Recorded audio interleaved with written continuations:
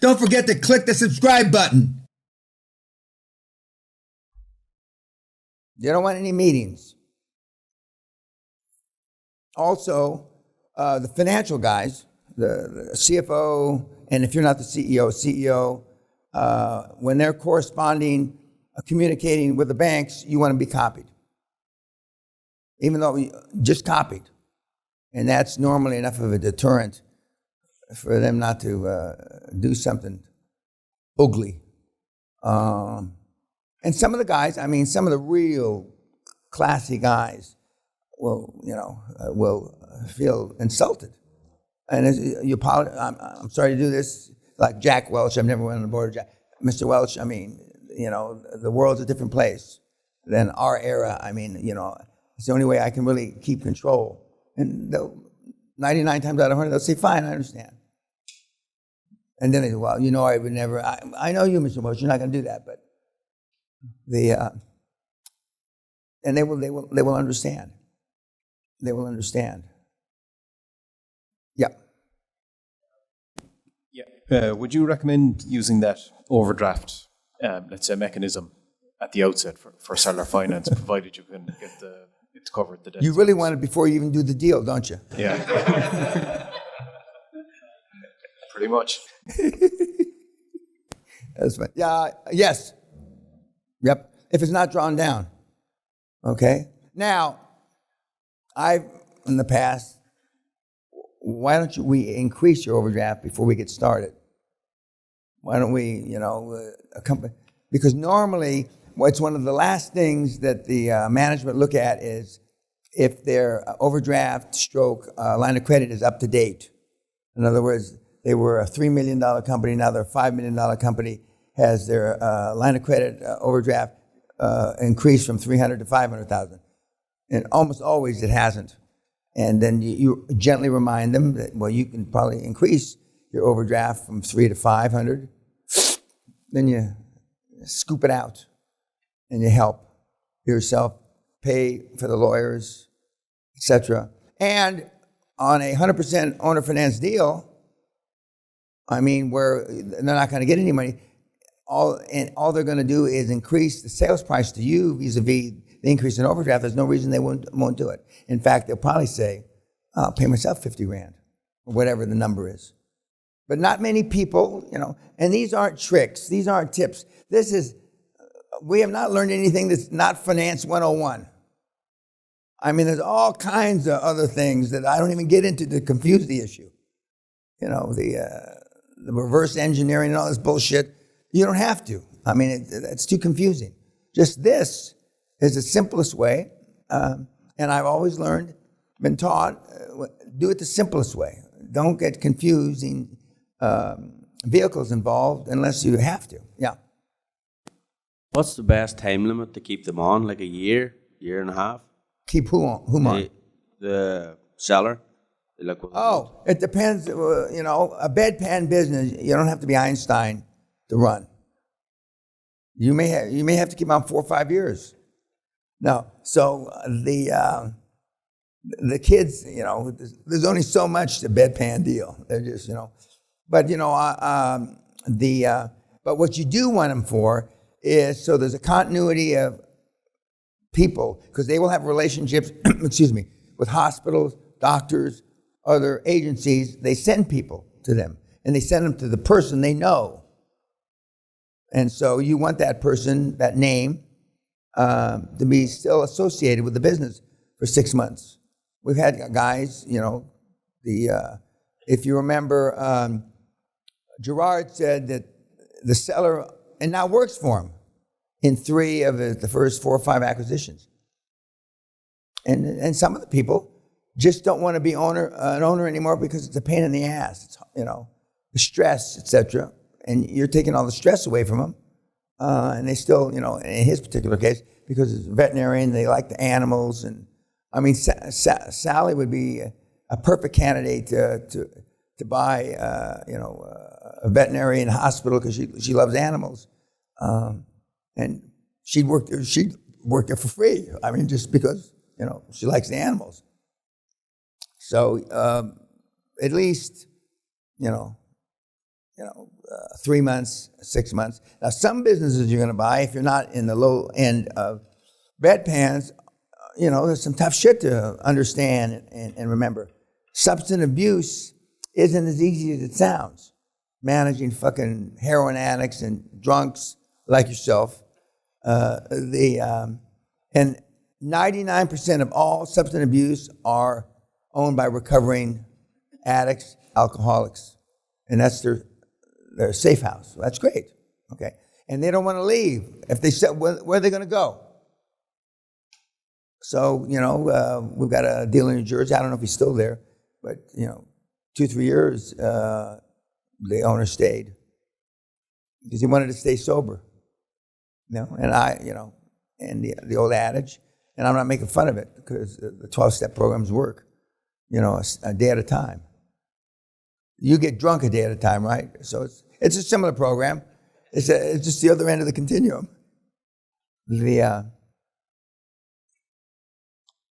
Anything else about, yes, sir, in the back? Yeah.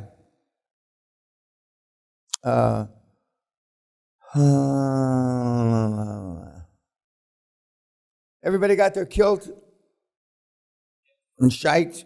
Oh, I strongly recommend you wear underwear, even though you're not supposed to wear underwear, But I strongly recommend you wear underwear. When you're sitting down, that doesn't mean everybody will. And if there are any Scots here, they just, they like for their balls to hang out, and they. Who's my 5:30? 6. Okay, and then tomorrow I see a slew of you. When I get up after with my hangover. Tonight we're going to go back to the formal. Aren't we, Kat? We're going back to the long table. Yeah. As opposed to the separated Corona table.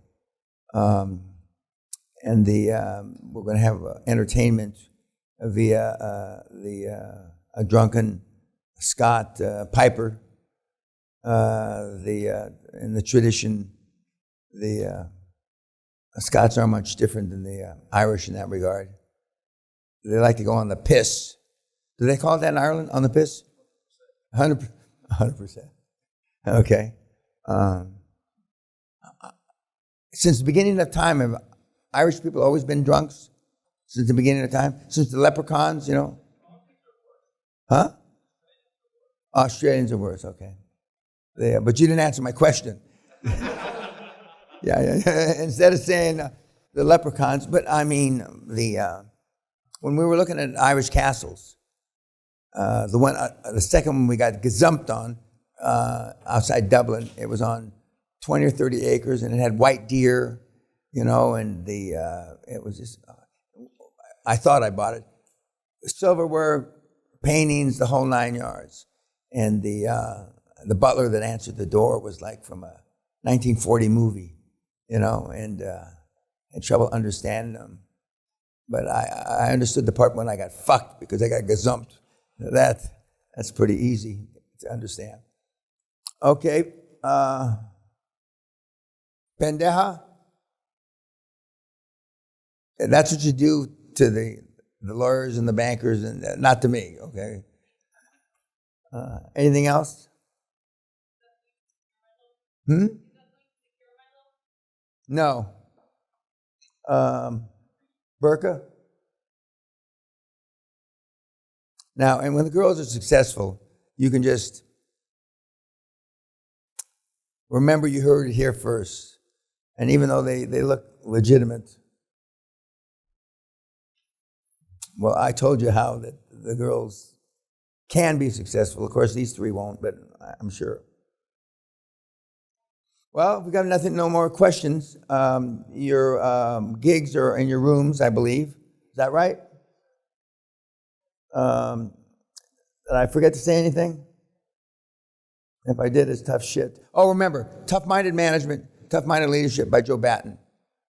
And those two books by Joe are just terrific. And if you haven't read Release Your Brakes, and even though I poke fun at Napoleon Hill, I Think and Go Rich are all great. And of course the materials that are on my website. And by the way, I told you that we've got a bunch of input since I put that. It was not a QLA Bitcoin challenge, like some of the morons think it was. It was not me announcing I'm going to form a new QLA coin, like some of the morons think. It was showing one space in time, 18 months, one of my upper quadrant mentees, how he performed and how Bitcoin performed. So I'm not in the market. We're not selling any coins. And we still don't accept coins for the seminar. Yes, sir. Is Ireland big enough for assisted living? Oh, yeah. There's only 400. 400. Now, you're talking about the South. Yeah. Well, the number must have shrunk. Maybe. I don't. No? Okay. I think that's low. But if it is 400, and would all four of you going to go and do assisted living? No, you're going to come to the UK. Well, you're in the UK, excuse me. Yeah, that's right. It is funny. Okay. Now, you're the two are going to do what? Assisted living? Okay, so the three of you. Okay, but... I have a drinking contest on it. Yeah, well, I mean, so the three of you make up one. So, but no, when I looked, there was about 700. And that's old information, so there's got to be more than that. Yeah, it should be enough. And stories about this, just living in Ireland are just pretty funny. And there was about 50 of them that are family owned. Might be old information, but family owned. And everybody's got a fucking story. And we had 5 or 6 that were family owned, and they also owned family owned pubs. So you get the pub with the thing? Correct. Yes. Correct. And those were more popular. And again, they wanted to sell you the real estate. Okay, and in those days, the pubs were cash. So you had to sit and count the pints and the money. And I was drunk for 3 days. And I flew back to, this is without the IRA bag. And Sally met me at the airport. She says, "You look ill." And I said, "Yeah." Because I think my skin changed shade. I drank so much Guinness, Irish whiskey and Guinness.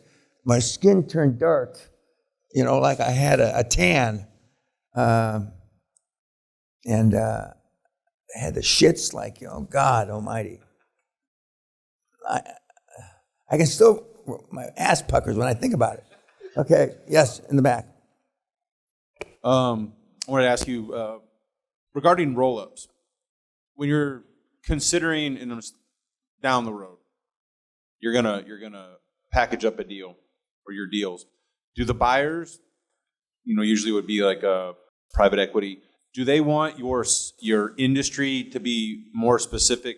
For instance, healthcare, you got a whole vertical of different businesses that fit Correct. in that category. Now, if those are all broken down, let's say you have a couple assisted livings, you have medical billing, you have a whole slew that's still Okay, it depends how varied they are. Okay. It depends how varied they are. But they're not going to, if you have assisted living in hospitals, no. If you have assisted living in radiology practice, no. Okay, but there's the home health and assisted living are kind of viewed the same, but at the lower continuum. Assisted living, they have places $1,500 a month and $25,000 a month. The $25,000 a month are like country club, Olympic swimming pool, golf courses, and shit like that.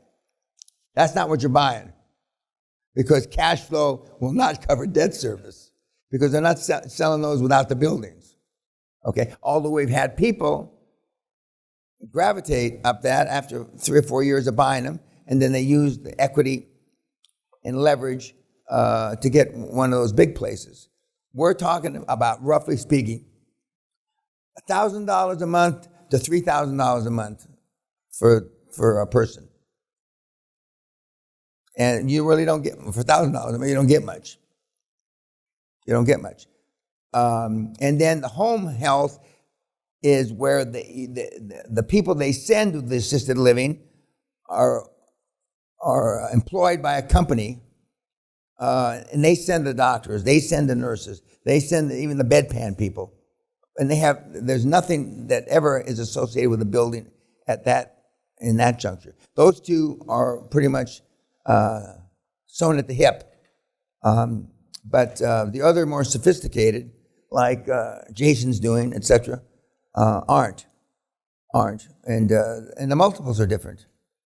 And for the radiology practices, you're not going to get one for less than 8 or 10 or 12 million. And they're normally owned by 3 to 6 doctors. And they've got all kinds of machines and stuff. Plastic surgery is not considered part of that milieu. Yep. Last question, franchises, stay away from them? Yep. Franchises sound good on paper. I used to be the head of the fastest growing franchise in Europe. And the money comes in like shit through a goose. But then you're supposed to pay with the money that comes in for advertising, et cetera, et cetera. And it's tough, and your best franchisees will leave. So I would stay away from that. Yep. That booklet, it's in the USB, isn't it? Yep. It's digitized. Right. Yeah.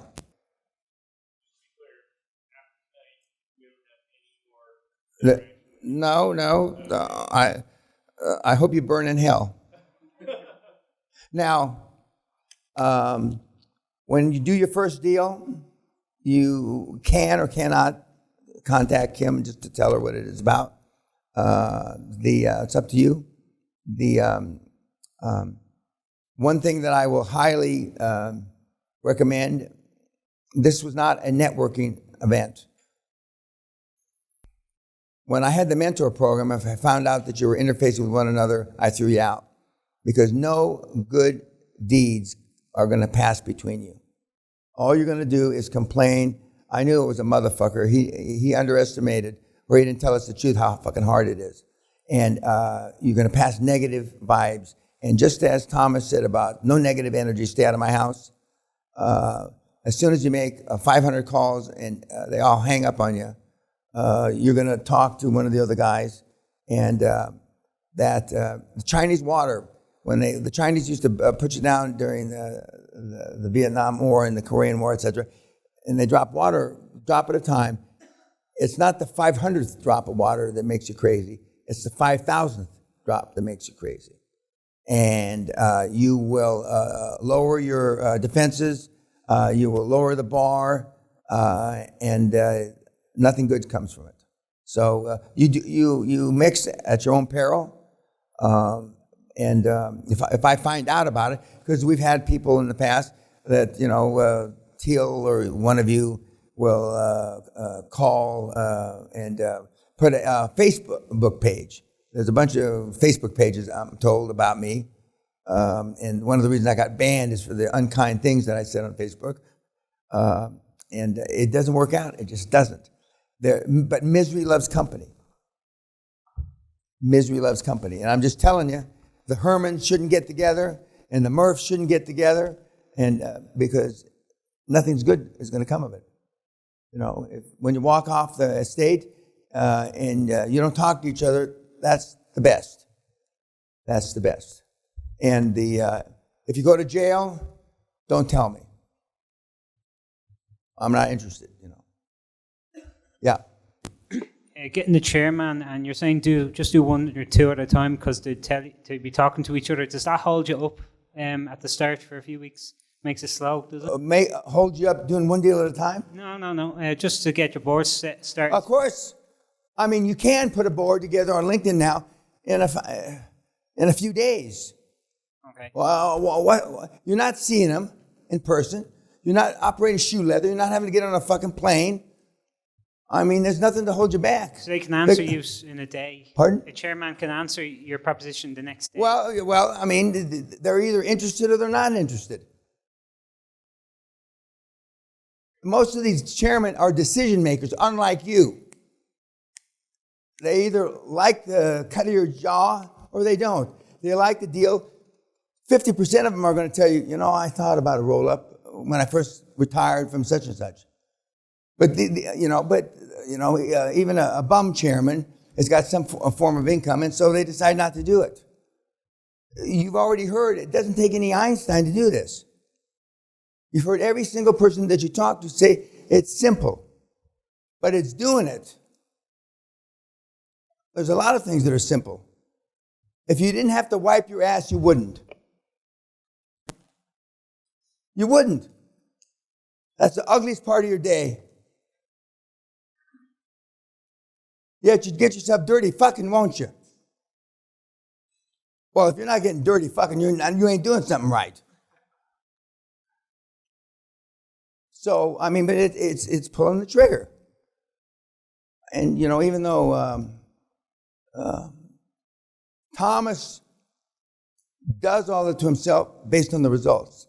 The $8 million house he's about to buy, which is about $7.5 million more than he's living in now, on the water, is pretty dramatic.